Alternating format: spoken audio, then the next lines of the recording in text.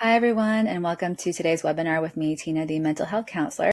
Today's topic is Unplug and Reconnect. I'm excited to share some new information that I learned about with you. So key insights that hopefully you'll learn from today are the benefits of unplugging, the holistic perspective of mental health, physical health, and spiritual benefits, but also green and blue prescriptions that might be new to you and being used in other countries. So it just needs to be more widely talked about, more widely used, and I'm excited to get into that today with you. Today's agenda, we're going to talk about why unplug, what is unplugging, the benefits of it, and also these green and blue prescriptions. So why talk about it now? It's because next week, I believe March 7th to 8th is the Friday, the first Friday of March every year. It's from Friday sundown to Saturday sundown. It is 24 hours. However, everybody is not expected to participate the whole 24 hours. If you want to do an hour here, an hour there, you're welcome to do that. The website is linked here. You can get into more details on the website, but also find local events or create your own event. People are getting involved in their communities and they're doing different activities like disc golf or reading in the park or going on a picnic or going to the library. There are many different activities to unplug and reconnect with the people around you. So something really cool I found, and I want to talk about the benefits of participating in activities like this. So unplug, what is it? Unplugging is becoming a more popular term now, and it's already in the dictionary. So to share the dictionary definition, it is to temporarily refrain from using electronic devices, such as computers or smartphones. I did find another definition that I think is more encompassing and a little bit more inclusive. Intentionally and completely removing access to electronic media, social and otherwise, by going device-free for a predetermined amount of time. These devices would include mobile phones, tablets, laptop and desktop computers, televisions, and radios. So the link is here for talking a little bit more about that. But again, this is just becoming more and more popular with more devices that are coming around. So being intentional about unplugging is really important. Now the benefits from a mental health perspective of unplugging. The first one is it reduces stress and anxiety. So we're constantly being bombarded and overstimulated by these different screens and devices. We eventually become a little numb to the stimulants and we don't realize we're being bombarded by all these different stimulants, and therefore it's putting our bodies into a state of stress and causing anxiety. So when we remove these stimulants, we remove all these devices, we allow our bodies to rest and reset and recharge. Next benefit is it improves focus and clarity. For some of us, we're all guilty of this. For some of us might try to do an activity or a task and we have our phone off to the side and it's blinking every now and then, or a video playing in the background that's kind of distracting us a little bit. But if we remove all these devices, remove all the technology, it allows us to focus on the task at hand and be able to have more clarity in the moment. And by the way, these are just some of the benefits I've discovered. I'm sure there's plenty more out there, but these are just some of the few that I've discovered. Also, enhancing emotional well-being. So not just constantly hearing feedback and comments and reading about different opinions from other people and judgments and internalizing those somehow, but by disconnecting and unplugging, we refocus our attention to our internal voice. We start to prioritize our internal voices and our opinions and our thoughts more than those of others that we might be reading or hearing from. And then finally, providing opportunities for creativity. Instead of inputting and taking in all the content from all these other content creators or other resources, articles, and so forth, we're allowing ourselves the time and space to output. We can express, create, draw, write, dance, anything to create this creativity output from us instead of constantly putting in content from other people. So again, these are just some of the mental health benefits that I've found, and then I'm sure there's plenty more out there. But next I want to talk about physical health benefits. So the first one I like to talk about because everybody likes sleep, right? So the first benefit is better sleep. Less activity on devices, less watching of devices and screens and so forth actually helps to promote sleep. So there's literally a blue light that emits from our devices, from our screens, and it creates constant stimulation from our brain, and that makes it difficult for us to rest and relax, especially at nighttime when most of us are guilty of sitting or lying down and just scrolling or clicking constantly on our devices. But by intentionally disconnecting, intentionally unplugging, some people have come up with a pattern that helps for them. So they might go 2 hours before bedtime with no devices. They might put on a red light filter to counteract the blue light filter on their phones. There's many different ways to counter this and to help promote sleep.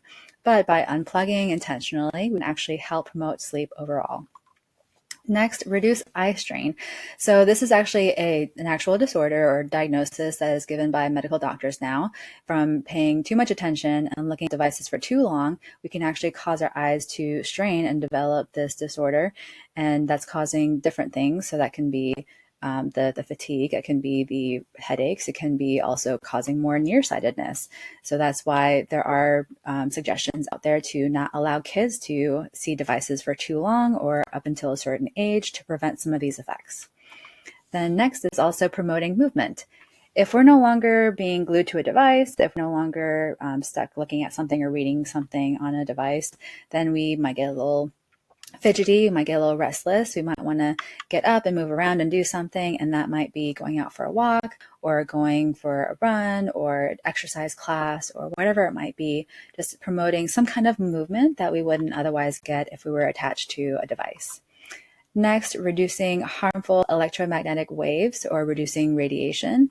So some of us know that there's electromagnetic waves in the air at all times, and they're coming from all different devices, different electronic devices, whether it's a computer or a cell phone or from these big power plants. Some of them are harmful more than others, and some are less harmful. I looked at the EPA website, and it did talk about how low exposure to radiation over time can lead to cancer risk. Just to put that out there and say there's plenty of research on this website, the EPA website, that's more helpful and more detailed. But some of the things that I did read about were very interesting, and of course talks about the benefit of reducing as much exposure as possible. And then one part of this website I thought was really cool I want to share is that there is an actual radiation exposure calculator. So you can more or less calculate how much radiation exposure that you've personally been exposed to and what that looks like in comparison to others. So again, just a fun resource that you can check out if you like. And then finally, spine alignment or proper function of your nervous system and organs and so forth. So we're sitting in interesting positions sometimes when we're looking at our devices, whether we're hunched over or if we're looking up at something or just sitting in a funny, like comfortable position, then our spines are being manipulated in a way and then causing improper alignment is causing nerves to be pinched in between the spine. Spine discs. So it's causing all kinds of potential health issues that we might not know the specific cause of, but it's definitely a contribution to that. So just to be mindful of that as well when we're attached to devices, looking at devices for too long, being aware of our posture and how that is definitely affecting our spine. And there are x-rays to support this kind of research and change in our spine. So just to, again, be aware of that. So these are just some of the physical health benefits from reducing time on devices. And then going into spiritual health benefits. So the first one here is being more present, being more engaged in the present, or being more mindful. So this is when we're disconnecting, unplugging from devices, being more mindful of the moment and our present surroundings, whether that's where we are physically, whether that's the people around us, just being more present essentially is the idea. And then the second point here is similar to the first, but it's also focused about being more connected with nature, the elements, being outside. For some people, it is a spiritual experience, and it is allowing you to reconnect with these living organisms outside in the world. And then third, spiritual energy restored, reclaiming that energy that we're giving away. So in some practices, some faiths and religions, they talk about it in the perspective of when we give time and energy away to something or someone in a way that could be giving power to that thing or person or idolizing or worshiping, there's different ways to word it. But by unplugging and disconnecting, we're reclaiming that energy. We're retaking that power and bringing it back to us or channeling it into the direction that we're wanting to put it in. So again, these are just a few of the spiritual health benefits that I've discovered. And all these benefits, there's probably plenty more, like I said, but just some things to think about that maybe you hadn't considered before. And then finally, the part that I'm super excited to share is the green and blue nature prescriptions that I got to read a little bit more about. Literally green from plants and blue from water. And the definition that I found says a prescription for monitorable activity that involves spending time in natural environments for the benefit of human health and well-being. Literally, doctors from other countries are writing prescriptions for people to benefit from nature. And this is continued exposure. So it's not just a one-time event, but they're writing these prescriptions on prescription pads and telling people to go out in nature with specific instructions and on a consistent basis, because there are so many different benefits from being out in nature. Some examples of these prescriptions are walking through a green space, gardening, open water swimming, not just a pool, but open water swimming, and biodiversity conservation activities like habitat creation and restoration. So countries like Japan, countries like Spain, Greece, Canada, and more. There's more out there, but those are just some of the ones that I've read about that talk about the importance of exposure to nature and the benefits for overall well-being. Now, the best kept secret that I read about during my research, some of you may know about it, some of you may not. I wasn't a big science or environmental or biology person, so this was a new thing for me, something called phytoncides. This is out in nature. This is being emitted from the plants. This is out and about if we're just going out into these green areas and just breathing. These are the benefits that we can experience from being out in nature. Some of those being a better immune response. So a 2-hour walk in the forest can increase NK cell activity that can last for days. And just for perspective, NK cells help to kill cancer cells. Also, anti-inflammatory elements. So the forest reduces inflammation and oxidative stress. Nervous system.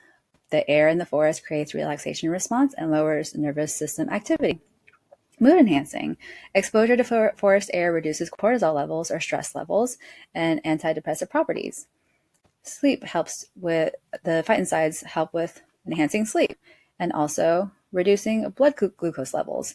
There's actual research behind these different benefits, and there's more articles out there and there's more research and studies out there. But these are just some of the few benefits that I've discovered that I think is so amazing that needs to be talked about more just by going outside and being in nature and just breathing the air. So just to keep that in mind, if you're looking for something to do, just go outside and breathe in plants. As strange as that might sound, there are some benefits to it. So what is the message here? Unplug. Get outside. Go do something different. Be intentional about disconnecting from these devices and be more intentional about reconnecting with other people, with yourself, with your environment, whatever that looks like. Just being more intentional with where you put your energy and your time and attention. And then if you want to learn more about this holistic perspective and how it might be more applicable to you, I am, like I said, a mental health counselor. I do free consultations. I'm happy to have a conversation if you're interested. I'll put a link in the caption. But also I can provide a customized treatment plan from a counseling perspective again. And I can also provide helpful resources if that's what you're looking for. I'm happy to have that conversation, whatever that looks like. But finally, I just want to say thank you. Thank you for your time. Thank you for listening and going through this learning journey with me. And I look forward to hearing from you.